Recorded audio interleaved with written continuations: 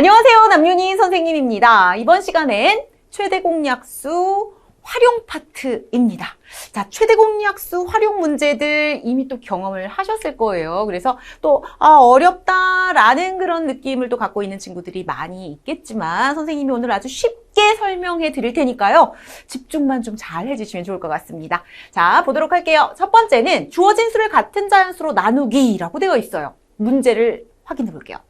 어떤 수로 172를 나누면 4가 남고 120을 나누면 6이 부족하다. 어떤 수 중 가장 큰 수를 구하시오. 이렇게 문제를 딱 읽고 나니까 언젠가 풀어봤었어 라는 그런 생각은 드실 거예요. 풀어보셨었습니다. 자, 일단은 여러분 수학 문제를 풀 때 제일 중요한 건 독해예요. 그래서 문제를 먼저 잘 이해하시고요. 그 다음 해야 될 것이 정리하는 겁니다. 내 눈에 쫙 들어올 수 있도록 간단하게 정리를 좀 해보도록 할게요.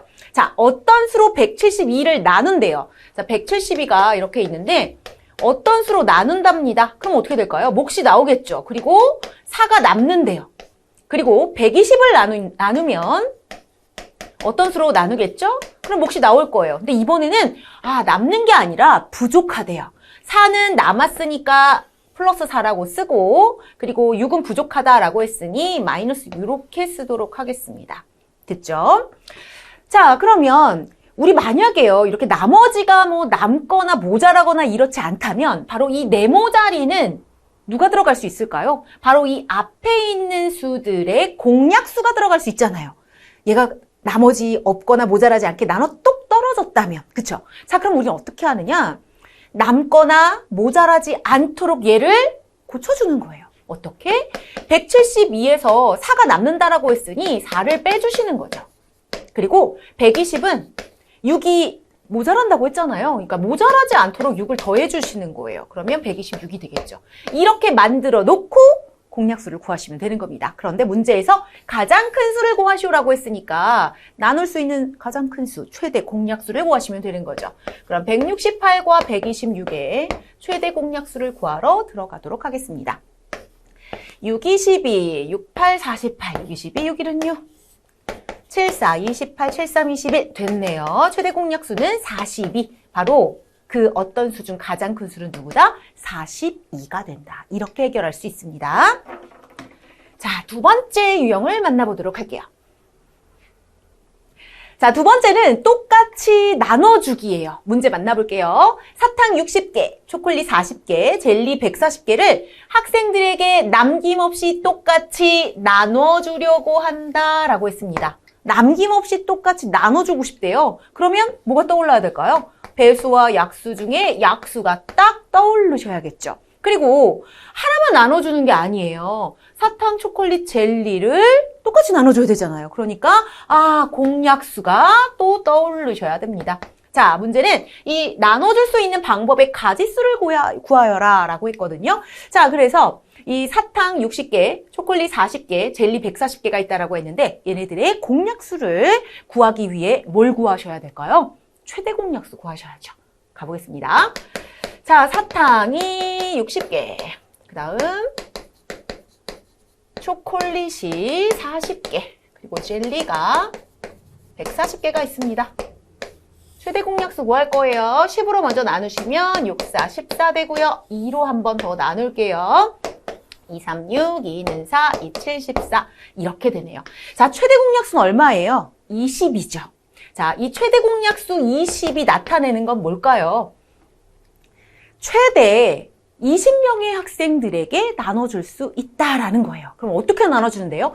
20명의 학생들에게 나눠줄 때는 사탕은 3개, 초콜릿은 2개, 젤리는 7개씩 나눠줄 수 있다. 이걸 해석하실 수 있어야 돼요. 자, 그런데 이제 우리는 나눠줄 수 있는 방법의 가지수를 구하시오라고 했으니까요. 이 20의 공약수를 구합니다. 1 곱하기 20, 2 곱하기 10, 그 다음 4 곱하기 5. 자, 그러니까 20명에게 나눠줄 수 있고 10명에게도 나눠줄 수도 있고 5명, 4명, 2명 그리고 1명에게 다 줄 수도 있죠. 그래서 나눠줄 수 있는 방법의 가지수는 바로 이 20의 약수의 개수를 구해주시면 됩니다. 몇 가지일까요? 6가지죠. 네. 6가지 방법이다. 이렇게 해결해 볼 수 있겠습니다. 자, 그리고 다시 한번 말씀을 드리지만 이 내용을 해석할 수 있으셔야 됩니다. 세 번째 유형 가볼게요. 자, 이번엔 또 많이 만났었던 유형일 거예요. 도형 채우기입니다. 자, 문제 읽어볼게요. 가로와 세로의 길이가 각각 140, 126cm인 직사각형 모양의 종이에 크기가 같은 정사각형 모양의 색종이를 겹치지 않게 빈틈없이 붙이려고 합니다. 색종이를 가능한 적게 사용하려고 할 때, 자, 적게 사용하려고 할 때라고 했을 때 여러분들이 아직 이제 최소 공부의 수는 진도가 나가지 않았지만 최소 공부의 수를 이미 사실 알고 계시잖아요. 우리 초등과정에서 배웠기 때문에. 그럼 여기서 이거는 최소 공부의 수 활용이 아닌가라고 오해를 좀 하실 수 있는데 문제를 잘 이해하시면 이것은 최대 공약수 활용이 맞습니다. 계속 볼게요. 자, 그때 필요한 색종이의 개수를 구하시오라고 했어요.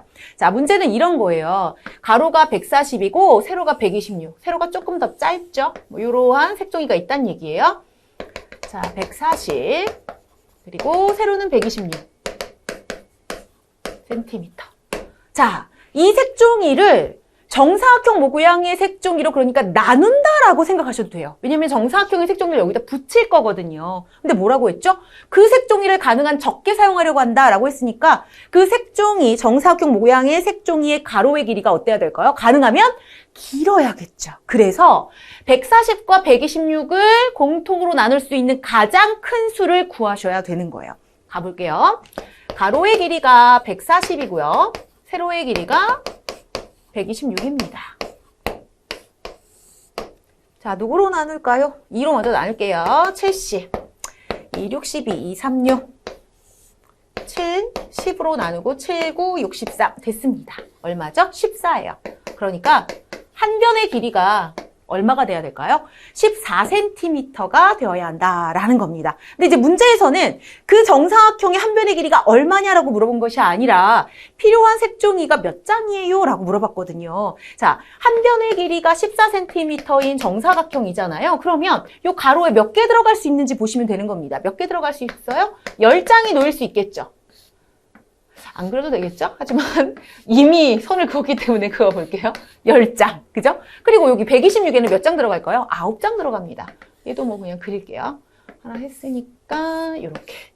이런 내용이에요. 그래서 여러분들이 문제를 보실 때요. 뭐 문장 안에서 뭐 가능한 한 크게 또는 뭐 지금처럼 가능한 한 적게 요 말 가지고 문제를 해결하려고 하면 이렇게 실수를 또 할 수도 있단 말이에요. 그러니까 문제를 정확하게 이해하시는 것이 중요하다라는 거고요. 아, 그래서 여기 이제 9장이잖아요.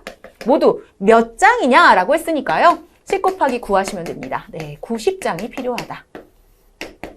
자, 이렇게 해서 오늘 최대 공약수 활용 3가지 문제를 좀 다뤄봤는데요. 훨씬 더 많은 유형들이 있죠. 그런데 지금 안내해드린 것은 정말 대표적인 유형들, 꼭 알아야 되는 것들, 좀 헷갈리기 쉬운 것들을 3문제를 좀 뽑아보았습니다. 자, 내용들이 조금 이제 긴 부분들이 있어요. 다시 한번 반복해서 복습을 하시는 것을 추천을 드리겠습니다. 잘 이해하셨길 바라겠고요. 지금까지 남윤희 선생님이었습니다.